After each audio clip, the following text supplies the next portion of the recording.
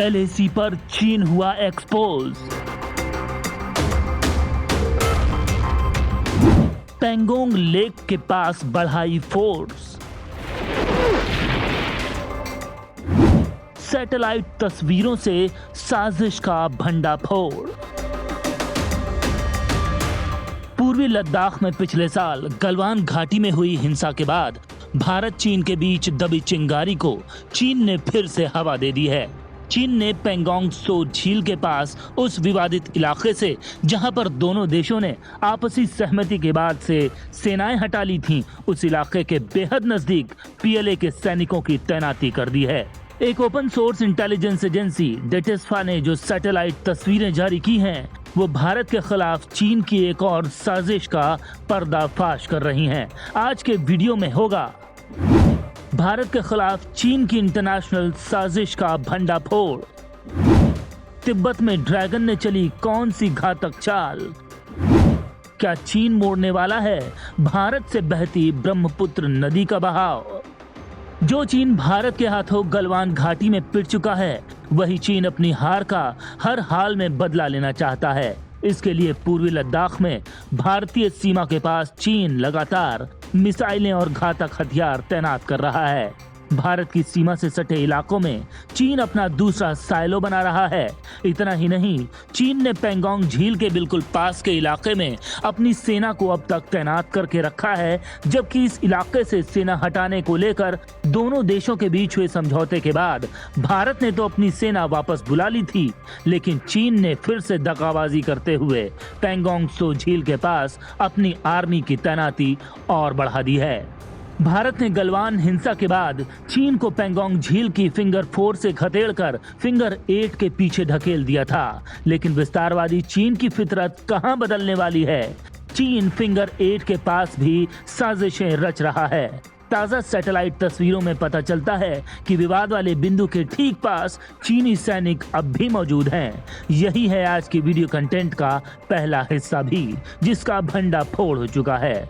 Open source intelligence agency डेटेस्फा की जारी की गई सैटेलाइट इमेजेस ये खुलासा कर रही हैं कि पेंगोंग झील से सटकर मौजूद चीनी सेना पीएलए के ठिकाने पर बड़ी संख्या में चीनी सैनिक मौजूद हैं। हाल ही में एक्सपोज हुआ पीएलए का ये नया जमावड़ा गश्त नहीं लगाने के लिए हुए समझौता स्थल से बेहद नजदीक है। इन तस्वीरों से ये भी पता चलता है कि चीन और भारत की सीमा के बीच का विवाद अभी भी बना हुआ है। चीन ने अपने इस अड्डे पर रक्षात्मक खाई, ईंधन टैंक, सैनिकों के रहने के स्थान वगैरह बना रखे हैं। चीन लगातार सीमा पर अशांति बनाए रखते हुए उकसाने वाली कार्रवाइयां अंजाम दे रहा है। इसमें पूर्वी लद्दाख में पाकिस्तान के साथ की गई डिफेंस ड्रिल, सीमावर्ती इलाकों में नए साइलों का निर्माण, सरहद के बेहद करीब 35 जगहों पर किलेबंदी करना, हवाई पट्टी को एयर स्ट्राइक के लिए इस्तेमाल किया जा सकने लायक बनाना और अब विवादित इलाके से बिल्कुल सटकर पीएलए के सैनिकों की नई तैनाती करना शामिल है। चीन एक तरफ अपने भोंपू के जरिए खुद को भारत के साथ अच्छे संबंधों का हिमायती बताता है, तो वहीं दूसरी तरफ लद्दाख में जारी सीमा विवाद को सुलझाने के लिए बैठकों से आनाकानी भी करता रहा है। ऐसे में एक कदम और बढ़ते हुए पीएलए ने बॉर्डर पर 15,000 चीनी सैनिकों का जमावड़ा बढ़ा दिया है।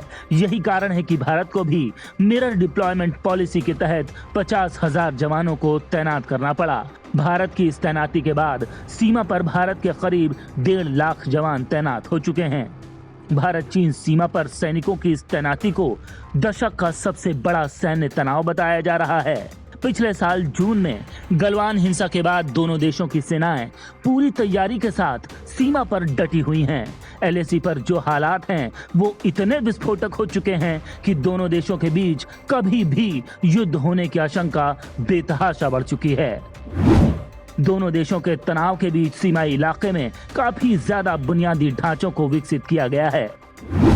इनमें सर्दियों के दौरान सैनिकों के रहने के लिए इंसुलेटेड केबिन्स और टेंट्स शामिल हैं। भारत और चीन के बीच ज्यादातर सैन्य निर्माण पूर्वी लद्दाख में किया गया है। इस जगह गोगरा हॉट स्प्रिंग, डेपसांग और डोकलाम में भारत और चीन की सेनाएं अब भी आमने सामने तैनात हैं। अब आपको बता देते हैं कि जिस खतरे का जिक्र हम कर रहे हैं, अमेरिकी सांसद भी उस पर मुहर लगा रहे हैं। यही है आज के वीडियो कंटेंट का दूसरा पार्ट भी, और ये खतरा है ड्रैगन राष्ट्रपति जिनपिंग के तिब्बत दौरे से जुड़ा हुआ। भारत को चौतरफा घेरने के लिए पर्ल ऑफ स्ट्रिंग पॉलिसी पर चलता चीन तिब्बत में भी अपने पांव पसार रहा है। वो हाई एल्टीट्यूड रीजन में भारत से मोर्चा लेने के लिए अपनी फौज में तिब्बती लड़ाकों की भर्ती तो कर ही रहा है, साथ ही साथ तिब्बतियों का सेंटिमेंट भी अपनी ओर मोड़ने की कोशिश कर रहा है। दरअसल तिब्बती खुद को स्वायत्त क्षेत्र घोषित करते हैं, जबकि चीन तिब्बत पर अपना दावा करता रहा है। चीन का यही रुख तिब्बतियों के मन में चीनियों के खिलाफ बेपनाह नफरत पैदा करता है। चीन इसी नफरत को खत्म करने के लिए तिब्बतियों को भारत के खिलाफ हथियार की तरह इस्तेमाल करना चाहता है। इसी के लिए 21 जुलाई को चीनी राष्ट्रपति शी जिनपिंग ने तिब्बत का दौरा किया था। अमेरिका ने जिनपिंग का तिब्बत दौरा भारत के लिहाज से बेहद खतरनाक बताया है। शी जिनपिंग ने अरुणाचल प्रदेश के नजदीक बने रणनीतिक रूप से महत्वपूर्ण तिब्बती सीमावर्ती शहर निंगची का 21 जुलाई को दौरा किया था। चीनी राष्ट्रपति ने वहां शीर्ष सैन्य अधिकारियों से मुलाकात की और तिब्बत में विकास योजनाओं की समीक्षा भी की थी।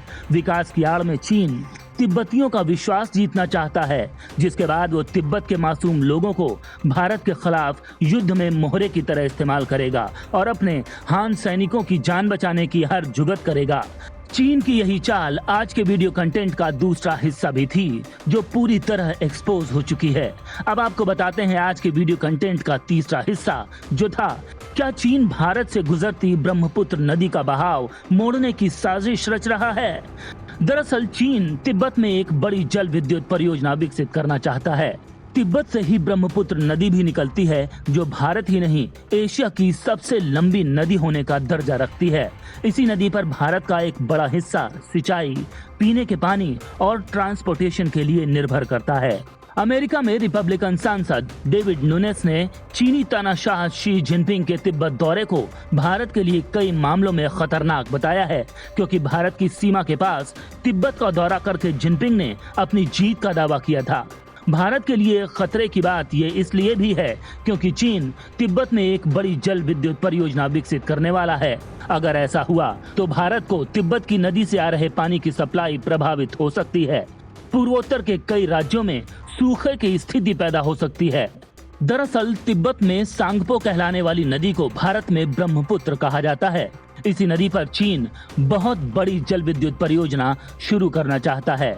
इस जल विद्युत परियोजना का नाम दिया गया है Tsangpo downstream hydro power base, जिसे मार्च 2021 के शुरुआत में ही 2021 से 2025 तक की चीन की नई पंचवर्षीय योजना में शामिल किया गया था। चीन के अखबार ग्लोबल टाइम्स के मुताबिक ब्रह्मपुत्र नदी पर जल विद्युत परियोजना से 60 गीगावाट बिजली पैदा हो सकती है। अगर ऐसा हुआ तो ये 3 गोर्न डैम के 22.5 गीगावाट बिजली प्रोडक्शन को पछाड़कर दुनिया का सबसे बड़ा हाइड्रो पावर प्रोजेक्ट बन जाएगा।